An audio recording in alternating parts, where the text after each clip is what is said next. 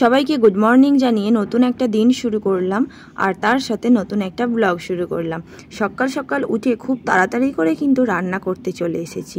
আজকে প্রণবের ডিউটি আছে মগরা থানায়, ও 10:30টার দিকে ভাত খেয়ে বেরিয়ে যাবে। তো সেহেতু আমার তো খুব তাড়াতাড়ি রান্নাতে। মগরা থানায় কি আছে জানো তো, গণেশ পুজো হয়েছে না, তো গণেশ ঠাকুর বিসর্জন আছে, সেই জন্য ওর ডিউটি পড়েছে। ও তাড়াতাড়ি বলেই দিয়েছে 10:30টায় ভাত খেয়ে বেরোবো, কিন্তু সেই জন্য আমার প্রচণ্ড তাড়া। ভাবছিলাম যে কি রান্না করব। তারপর ফ্রিজটা খুলে দেখলাম ফ্রিজে অনেক রকমের আনাজ আছে। আর এই যে পাশের বাড়ি থেকে একটা কাকিমা শুশনি শাক দিয়ে গিয়েছিল। আর বর্ষাকালে জানোই তো শুশনি শাক কিন্তু ধান জমিতে প্রচুর পাওয়া যায়। আর গ্রামের দিকে একটা সুবিধা, শহরাঞ্চলে কিন্তু কিনে খেতে হয়, আর গ্রামের দিকে একটা সুবিধা কি, কারোর কিছু হলে সে কিন্তু অবশ্যই দিয়ে যাবে। তো সেইটা এরকমই ব্যাপার, আর কাকিমা দিয়ে গেছে। তো ভাবলাম যে ঠিক আছে, অনেকগুলো শাক, আজকে আবার মা খাবে না জানো তো, মায়ের উপোস আছে। তো ভাবলাম যে ঠিক আছে, তাহলে আমাদের 3 জনের মতো করি। আর এই শাকটা এতটাই ভালো যে ভাজলে একটুখানি হয়ে যাবে এরকম কোনো ব্যাপার না, যতটা ভাজবো ততটাই কিন্তু হবে। আর খেতে তো দারুণ লাগে, আমার তো সবথেকে বেশি ফেভারিট শাক। তো চলো এখন আপাতত এই শাক ভাজা করব, ঢেঁড়সের ঝাল করব, আর দেখা যাক কি করা যায়। পেঁয়াজি করতে বলছে মা, আর ভাবছি মুসুরির ডাল করব। তো মুসুরির ডালটা কিন্তু আমি কড়াইতে সিদ্ধ করতে দিয়েছি, কারণ প্রেশার কুকারে মা করেছিল ডাল সিদ্ধ মুড়ি খাওয়ার। তো প্রেশার কুকারটা এখন জোড়া হয়ে রয়েছে, তাড়াতাড়ি যেহেতু আমায় করতে হবে, আমি কড়াতেই ডাল সিদ্ধ চাপিয়ে দিয়েছি, মুসুর ডালটা আর কি। আর আজকে যেহেতু এত সকাল সকাল রান্না হচ্ছে, সেহেতু মাছ আনাটা সম্ভব হলো না। মাছ আনলে মাছ রান্না করতেও খুব দেরি হয়ে যাবে, তাই ভাবলাম সিম্পল কিছু করে ওকে ভাতটা খাইয়ে দিই।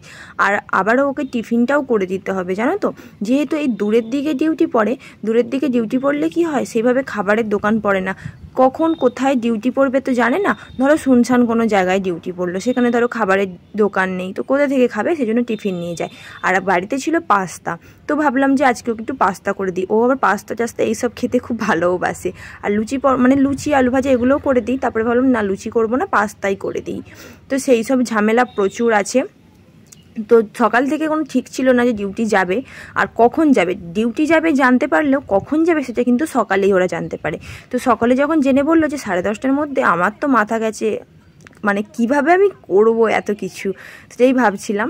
আর ও কিন্তু সচরাচর ভাত খেয়ে ডিউটি যায় না জানো তো, যত দূরেই ডিউটি পড়ুক না কেন। আজকে ও জানতো যে বাড়ি আসতে ওর 11টা 11:30 বাজবে, মানে রাত্রির। তো সেই জন্যই বললো কি না, ভাতটা খেয়ে যাবো আজকে। ঠিক আছে, কোনো ব্যাপার না। আর আমি এদিকে তরকারি রান্না করছিলাম, আর মা ওদিকে খুব তাড়াতাড়ি করে ভাত রান্না করছিল।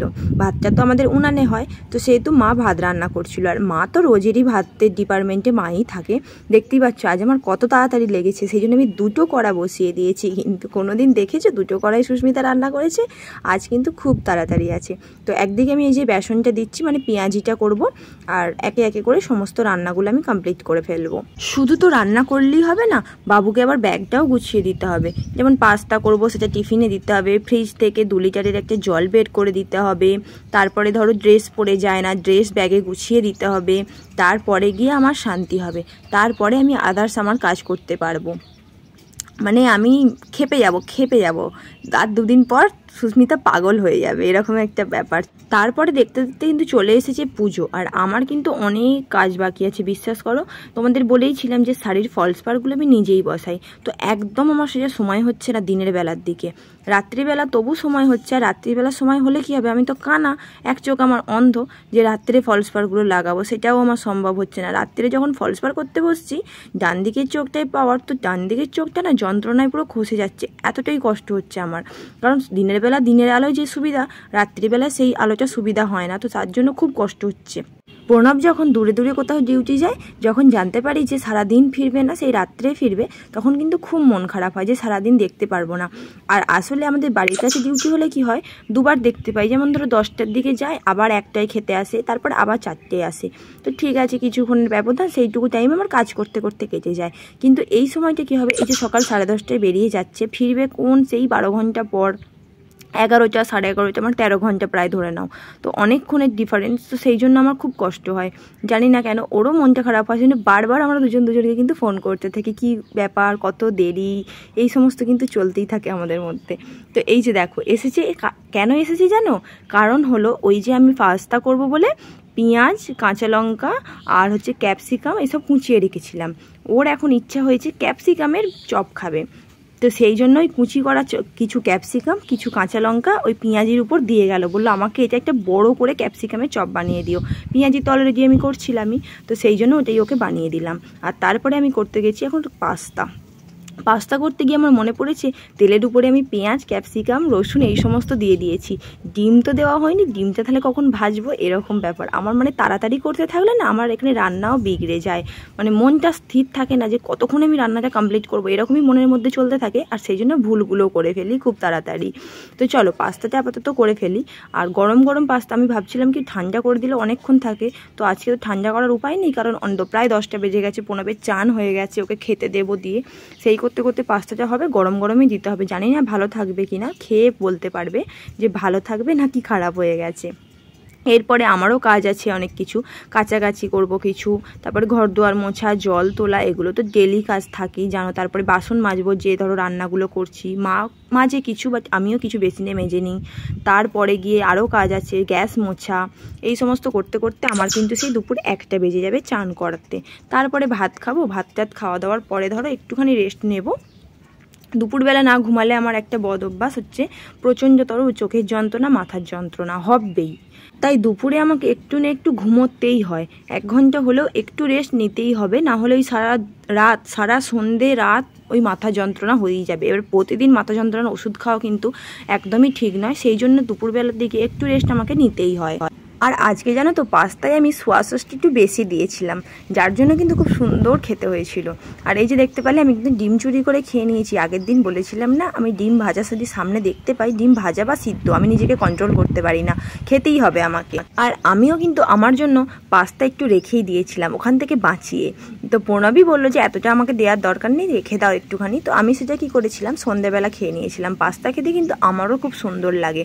তো আমি দুধ পাস্তা কোনোদিনও করিনি বা খাইনি, দুধ পাস্তা খাওয়ার ইচ্ছা আছে, কিন্তু আমার কাছে যে পাস্তাগুলো আছে ওগুলো না দুধ পাস্তার পাস্তা নয়, ওগুলো হচ্ছে তোমার এমনি এই পাস্তা করে খাওয়ার মতনই পাস্তা। তো সেই জন্য ভাবছি দুধ পাস্তার একটা প্যাকেট আনবো, যেটা দুধ দিয়ে করে খাওয়া যাবে আর কি।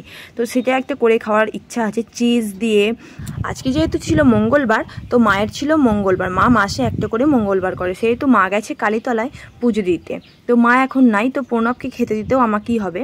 তো দেখা যাক প্রণব কখন খাবে বলে, তো ওকে টাইম মতো গিয়ে খেতে দেবো। তার আগে যদি পাস্তাটা কমপ্লিট হয়ে যায় তো ব্যাস, আবার কি। প্রণব কিন্তু অন্য জায়গায় গণেশ ঠাকুর বিসর্জনের ডিউটি করতে গেলে কি হবে, আমাদের এখানে গণেশ ঠাকুর কিন্তু এখনও বিসর্জন হয়নি জানো তো। আমাদের এখানে মোট 5 দিন রইল, মানে কি আজকে মঙ্গলবার, তো কালকে যেহেতু বুধবার, আমাদের কালকে এই যে গণেশ ঠাকুরটা তোমাদেরকে দেখিয়ে এনেছিলাম ওটা কিন্তু কালকে বিসর্জন হবে। তো কালীতলাতে ঘোরাতে আনবে, যদি সন্ধ্যের মধ্যে আনে তো অবশ্যই তোমাদেরকে দেখাবো, আর যদি রাত হয়ে যায় আর আমিও যাব না, তোমাদেরকেও নিয়ে যেতে পারবো না। তো দেখো এখন কিন্তু দেখতে দেখতে সন্ধ্যা হয়ে গেছে, আর আমি এই যে বলেছিলাম না সন্ধ্যাবেলা ফলস পার করছি, তো কিছু করার নেই জানো তো, সন্ধ্যাবেলাই করতে হচ্ছে।